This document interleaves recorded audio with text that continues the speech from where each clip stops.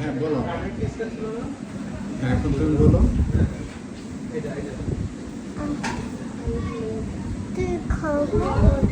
তুমি বলো। বলেছি জোরে বলতে হবে,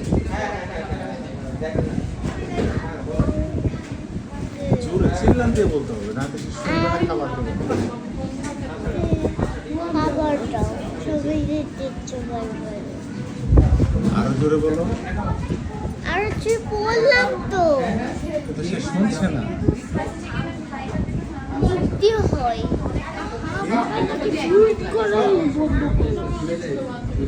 সে আমাকে বলছে আন্টি সবাই খাবার দিচ্ছে, আমাকে দিচ্ছে না কেন?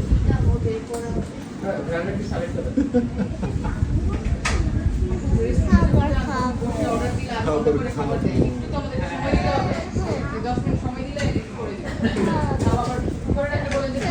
দেখো তাহলে।